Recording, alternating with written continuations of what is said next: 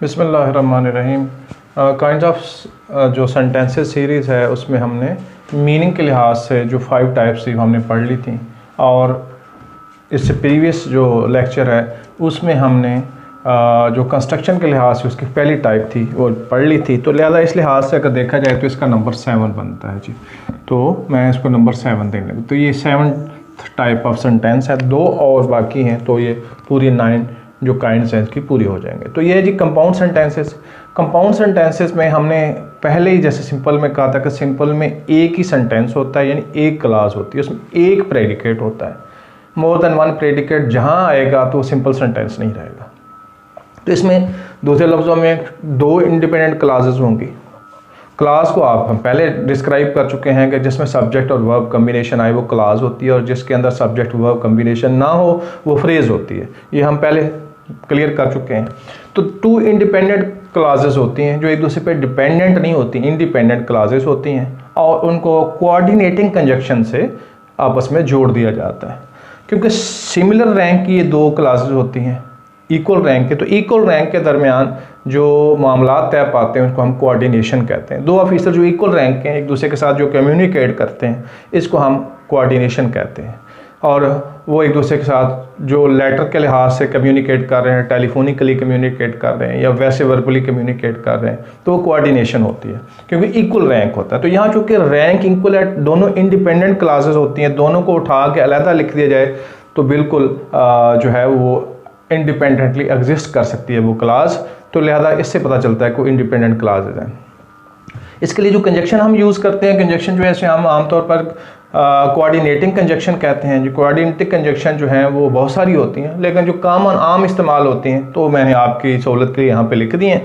तो ये आमतौर पर इस्तेमाल होती हैं। एंड होती है जी, 2 इक्वल रैंक को क्लासेस को एंड से बाज़ औक़ात कंजाइन कर देते हैं। बाज़ औक़ात अगर दोनों आपस में दोनों क्लासेस हैं तो इक्वल रैंक की, लेकिन पहले में एक मौक़िफ़ दिया जा रहा है, दूसरे में उसी को नेगेट किया जा रहा है, तो लिहाजा वहाँ पे हम बट यूज़ कर लेते हैं।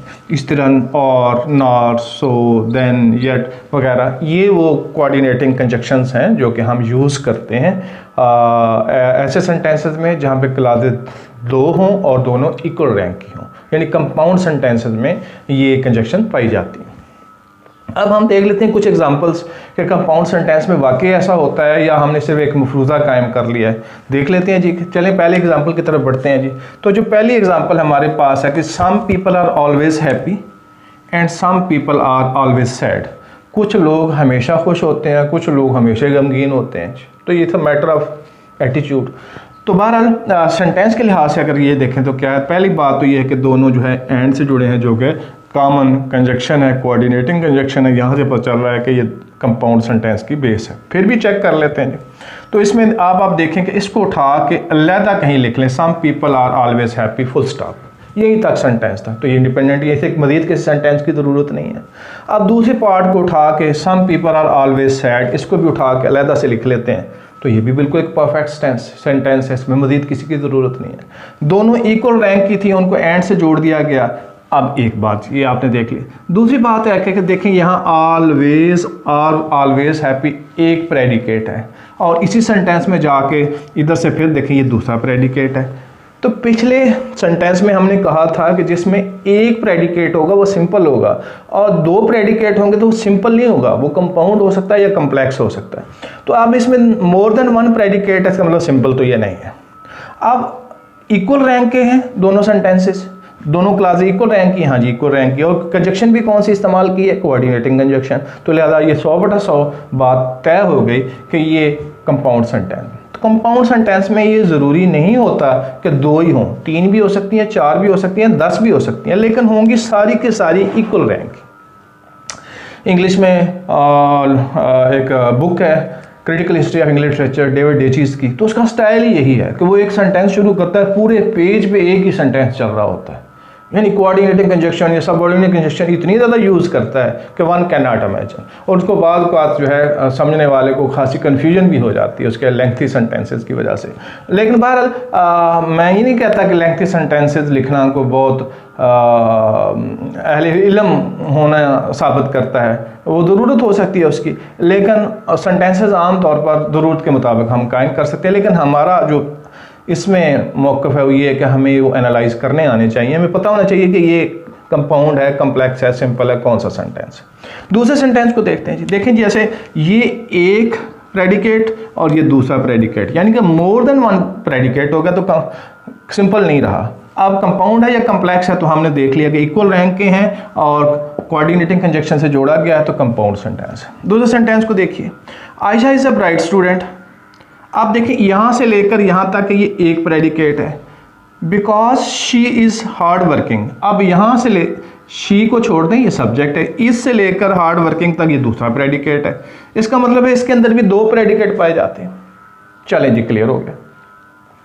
अब दो प्रेडिकेट पाए जाते हैं और दोनों सिंपल नहीं रहा। अब देखना कि ये कंपाउंड है या कम्प्लेक्स है, तो उसमें हमें ये देखना पड़ेगा कि Ayesha is a bright student अलग करके, ठीक है, परफेक्ट सेंटेंस है। शी इज़ हार्ड वर्किंग, ये भी परफेक्ट सेंटेंस है। इसका मतलब है दो इंडिपेंडेंट क्लासेस को बिकॉज से जोड़ दिया गया है, जो कि कोऑर्डिनेटिंग कंजक्शन भी है और सबऑर्डिनेटिंग कंजक्शन भी है। लेकिन यहाँ पे चूंकि इक्वल रैंक के सेंटेंसेस को आपस में जोड़ दिया तो कोऑर्डिनेटिंग कंजक्शन का रोल प्ले कर रही है।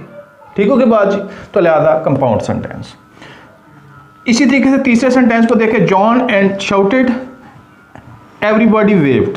अब अगर इसमें हम देखें तो हमारा जो प्रेडिकेट है वो सिर्फ एक ही वर्ड पर मुश्तमिल है, वो है शाउटेड पर। जॉन तो ये सब्जेक्ट हो गया, देखें ये एक प्रेडिकेट हो गया, यहाँ पे ये एक प्रेडिकेट है, और यहाँ से एवरीबॉडी जो है यहाँ पे देखें एवरीबॉडी सब्जेक्ट है और दूसरा प्रेडिकेट ये है, बड़े मुख्तसर प्रेडिकेट है।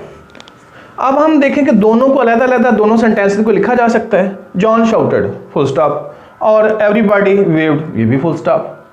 ठीक है जी। तो दोनों को अलग-अलग लिखा भी जा सकता है और कोऑर्डिनेटिंग कंजक्शन से कंजाइन भी किया जा सकता है, तो अलग कंपाउंड सेंटेंस है। इसमें भी तीसरे में भी देखें, everybody we looked everywhere and we couldn't find him. तो इसमें भी दो प्रेडिकेट पाए जाते हैं और उनको कोऑर्डिनेटिंग कंजक्शन बट से जोड़ा गया है, तो वंस अगेन ये भी कंपाउंड सेंटेंस है।